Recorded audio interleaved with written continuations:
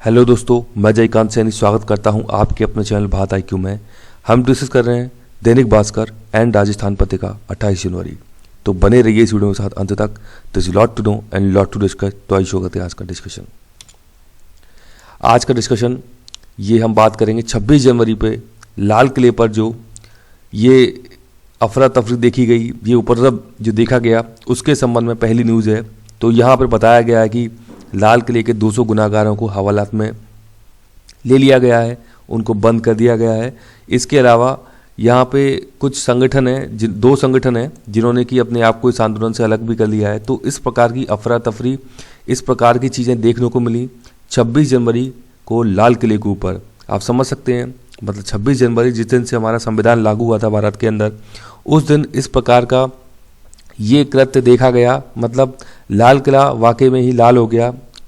ये जो इस प्रकार का उपद्रव देखा गया वहाँ पर, मतलब अलग जो अपने लोगों के झंडे थे वो तक वहाँ पे लगा दिए गए।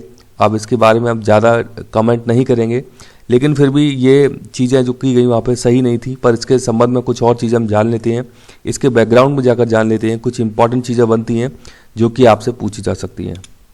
तो सबसे पहली बात हम देख लें कि रेड फोर्ट जो है, दिल्ली रेड फोर्ट, एक तो आगरा में है रेड फोर्ट, एक दिल्ली के अंदर रेड फोर्ट है।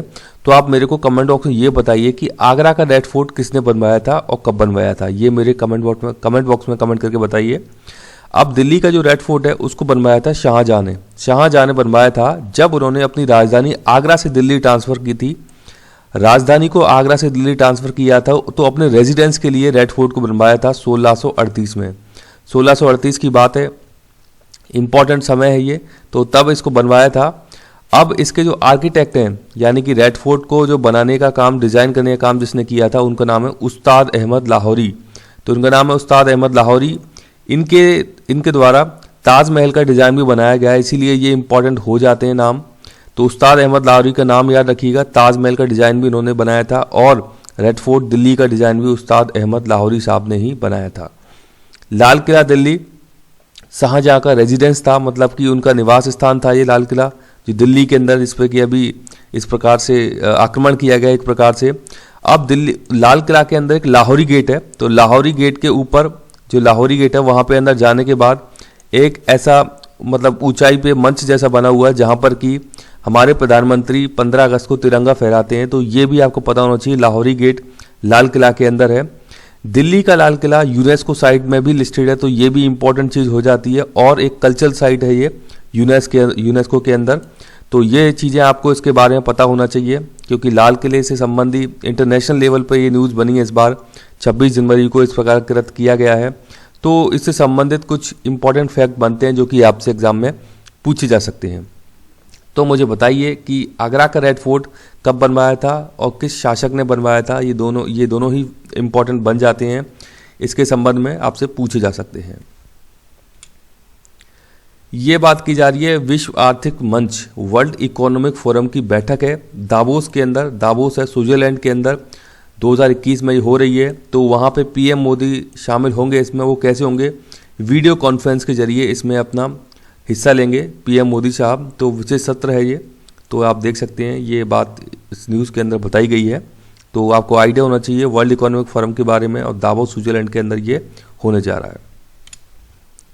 ये बात की जा रही है दो पावर हैं USA की, तो अंतरिक्ष में नंबर 1 बनने के लिए मस्क और बेजोस भिड़ गए हैं। तो यहाँ पे इन दोनों के बारे में आपको आइडिया होना चाहिए, बड़ी पर्सनैलिटी हैं। तो टेस्ला एवं SpaceX कंपनी, ये आपको पता होना चाहिए। तो इनके जो ओनर हैं इनका नाम है एलन मस्क। एलन मस्क की पिक्चर ये है, ये एलन मस्क साहब हैं, टेस्ला एवं SpaceX कंपनी के मालिक।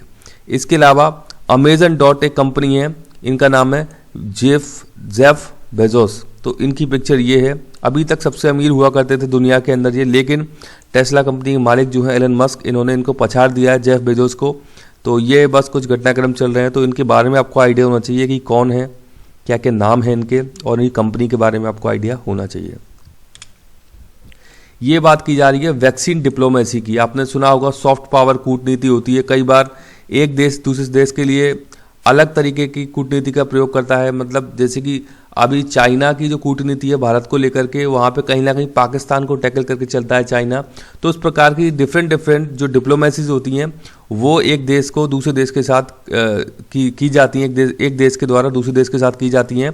तो यहाँ पर ये बताया जा रहा है कि भारत की जो वैक्सीन डिप्लोमेसी है ये पड़ोसी देशों से संबंध में मजबूत करने में सहायक सिद्ध होगी। जैसे कि भारत ने कई सारे देशों को, नेपाल को इसने वैक्सीन की डोज भेजी हुई है, ब्राज़ील को तो खैर दूर देश है हमारा, लेकिन फिर भी विदेशी देशों से हम डिप्लोमेसी करते ही हैं, तो वो भी अपनी अच्छे संबंध उनसे होंगे अगर इस प्रकार की चीज़ें भारत कर रहा है कि वैक्सीन देने का काम। क्योंकि आज के समय में संजीवनी की तरह है वैक्सीन किसी भी देश के लिए, क्योंकि सबकी इकोनॉमी ठप पड़ी हुई है और इससे सभी को निजात पाना है जल्द से जल्द। तो भारत इसमें पहल कर रहा है और अपने देश के अलावा दूसरे देशों की इस प्रकार से वैक्सीन प्रोवाइड करा रहा है, तो अच्छी पहल है।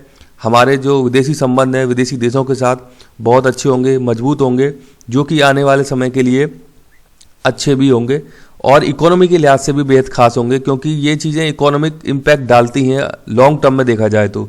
जब हमारे देशों से संबंध अच्छे होते हैं, खासकर पड़ोसी देशों से, तो ये चीज़ें और बेहतरीन होती जाती हैं, क्योंकि इकोनॉमिक इम्पैक्ट इतना बड़ा आता है धीरे धीरे तो उस देश की इकोनॉमी ऊपर आना चालू हो जाती है। तो अभी देखेंगे आने वाली न्यूज़ में IMF ने कुछ अनुमान भी दिया भारत के लिए, जिसमें कि भारत की इकोनॉमी बहुत अच्छी होने वाली है आने वाले समय में। तो ये एक अच्छे संकेत हैं। तो देखते हैं आने वाले समय में क्या होता है। ये बात की जा रही है एक ऊँट की, तो ये बात की जा रही है, इसका नाम है खराई ऊँट। तो खराई ऊँट की ये पिक्चर है, ये देख सकते हैं आप। आपने ऊँट का नाम तो सुना होगा, रेगिस्तान का जहाज, रेगिस्तान में दौड़ता है, बिल्कुल वो बहुत स्पीड से दौड़ता है रेगिस्तान के अंदर। लेकिन आप ये भी देख लीजिए कि गहरे समुद्र में भी ऊँट तैरता है, तो इसको बोलते हैं खराई ऊँट। ये केवल कच्छ के ज़िले में पाया जाता है, गुजरात के। ये आपको आइडिया होना चाहिए। प्रश्न पूछा जा सकता है कि खराई ऊँट कहाँ पाया जाता है, तो गुजरात के कच्छ जिले में पाया जाता है खराई ऊँट। इंपॉर्टेंट है ये, समुद्र में आसानी से तैर सकता है खराई ऊँट। इसके अलावा एक ऊँट और है जो लद्दाख लेह वाले एरिया में मिलता है, उसका नाम मुझे कमेंट बॉक्स में कमेंट करके बताइए आप।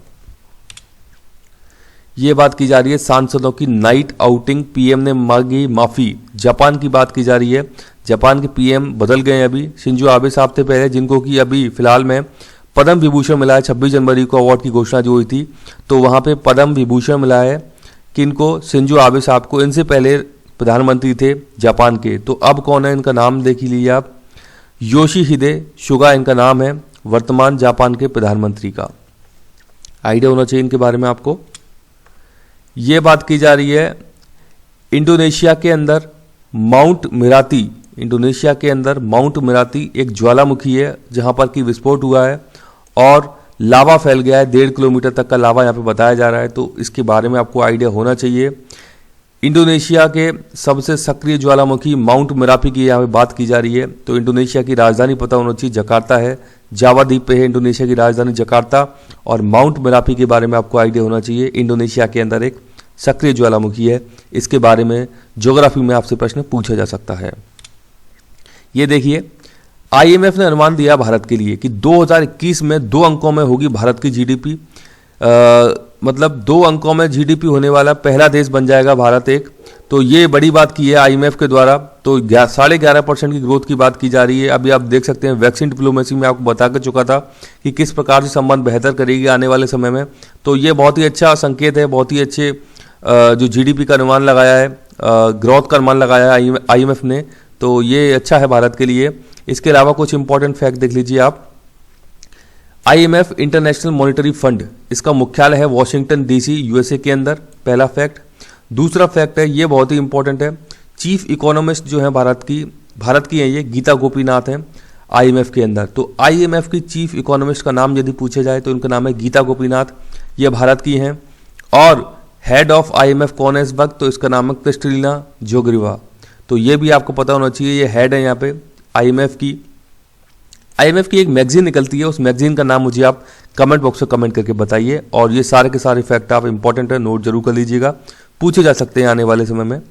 तो मुझे आशा है कि वीडियो आपको अच्छा लगा होगा। यदि वीडियो अच्छा लगा है तो लाइक शेयर सब्सक्राइब करना ना भूलें। मुझे अपने सुझाव कमेंट बॉक्स में या ईमेल भी कर सकते हैं। इसी के साथ धन्यवाद, मिलते हैं अगली वीडियो में।